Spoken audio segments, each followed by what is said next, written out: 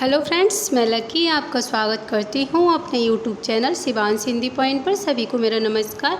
I hope आप सभी बहुत अच्छे होंगे और अपने एग्ज़ाम की तैयारी लगातार और बहुत अच्छे ढंग से कर रहे होंगे। फ्रेंड्स, जैसा कि आप सभी को पता है, जितने भी लोग मुझसे जुड़े हुए हैं, हिंदी साहित्य के कंटेंट के साथ साथ मॉक टेस्ट की क्लासेज हमारे यूट्यूब चैनल पर होती रहती हैं। समय समय पर वीडियो भी आते हैं और शॉर्ट भी दे दिए जाते हैं जिनमें महत्वपूर्ण प्रश्नावली होती है। तो फ्रेंड्स, अगर आप किसी भी एग्ज़ाम की तैयारी कर रहे हो, चाहे वो यूपी टीजीटी हिंदी साहित्य से हो, डीएसएसबी टीजीटी, एनवीएस या फिर बिहार शिक्षक भर्ती, सभी के लिए क्लास महत्वपूर्ण है। आज बहुत ही महत्वपूर्ण टॉपिक है, क्लास को पूरा ज़रूर देखिएगा। यहाँ से आपको 1 से 2 नंबर ज़रूर तैयार हो जाएंगे। सिर्फ 5 मिनट की क्लास होगी। आज की क्लास स्टार्ट करते हैं। हिंदी साहित्य का काल विभाजन और नामकरण। तो फ्रेंड्स, सबसे पहले हम काल विभाजन पढ़ेंगे आचार्य रामचंद्र शुक्ल के अनुसार। जैसा कि आप सभी को पता ही होगा कि आचार्य रामचंद्र का काल विभाजन सर्वमान्य माना जाता है और प्रश्न यहाँ से बनते भी हैं। तो सबसे पहले बात करते हैं, आचार्य रामचंद्र ने हिंदी साहित्य के काल विभाजन को कितने भागों में बांटा है? तो उन्होंने 4 भागों में बांटा है। कितने कालों में बांटा है? 4 भागों में बांटा है। पहला आ जाता है आदिकाल, जिसको इन्होंने क्या नाम दिया है? वीरगाथा काल। और इसकी समय सीमा निर्धारित की है 1050 से 1375 ईस्वी।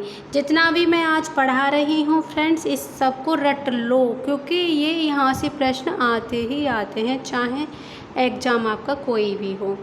नेक्स्ट है पूर्व मध्यकाल भक्तिकाल, संवत 1375 से 1700 तक। थर्ड माना है इन्होंने उत्तर मध्यकाल, जिसको इन्होंने नाम दिया है रीतिकाल, और रीतिकाल की समय सीमा निर्धारित की है 1700 से 1900 तक। चौथा इन्होंने माना है आधुनिक काल, गद्यकाल, संवत 1900 से 1984। तो हमने अब तक इनका क्या क्या पढ़ा है?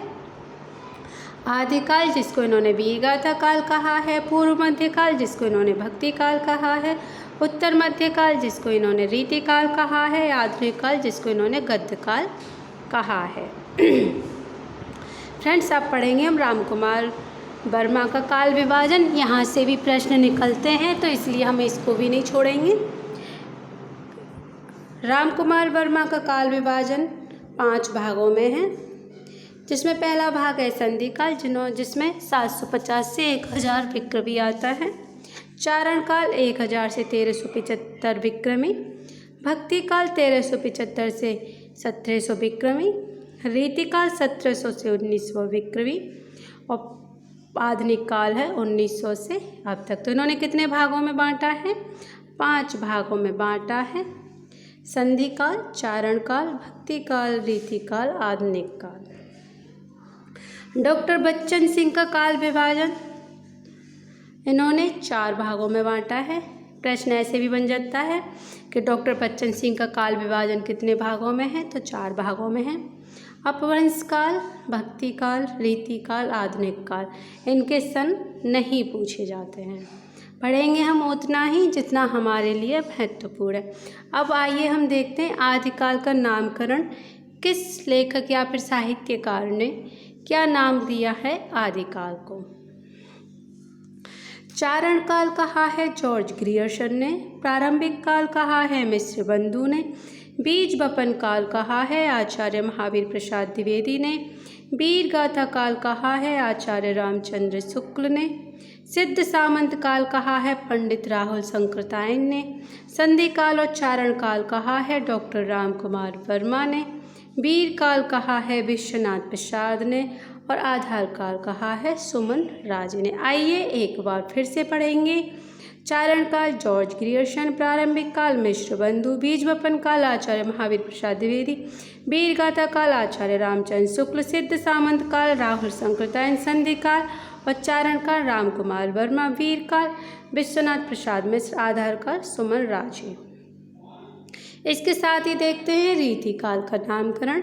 रीतिकाव्य जॉर्ज ग्रियर्सन। अलंकृत काल मिश्र बंधु। रीतिकाल आचार्य रामचंद्र शुक्ल। श्रृंगार काल आचार्य विश्वनाथ प्रसाद मिश्र। कलाकाल रमाशंकर शुक्ल रसाल। यहाँ से प्रश्न जरूर निकलता है, आप PYQ देखिएगा तो आपको जरूर पता चलेगा। रीति काव्य जॉर्ज ग्रीशन, अलंकृत काल मिश्र बंधु, रीति काल आचार्य रामचंद्र शुक्ल। रीति काव्य और काल में अंतर है, जॉर्ज ग्रीशन का है रीति काव्य और काल है आचार्य रामचंद्र शुक्ल का। श्रृंगार काल विश्वनाथ का है, कलाकाल रामशंकर शुक्ल साल का है। तो फ्रेंड्स ये था मेरा आज का टॉपिक, जिसने मैंने आदिकाल से संबंधित जो प्रश्न आते हैं परीक्षाओं में वो कराया है। ज़्यादा समय नहीं लिया है, क्लास आपके लिए महत्वपूर्ण है, आप ये बात आप खुद समझ सकते हो। तो फ्रेंड्स कैसा लगा मेरा वीडियो? क्लास अगर पसंद आई हो तो लाइक शेयर ज़रूर कीजिएगा और चैनल को सब्सक्राइब कीजिए, जिससे कि आने वाली हर वीडियो का नोटिफिकेशन आपको टाइम पर मिल जाए। मिलते हैं नेक्स्ट क्लास में एक नए टॉपिक के साथ, तब तक के लिए नमस्कार। वीडियो देखने के लिए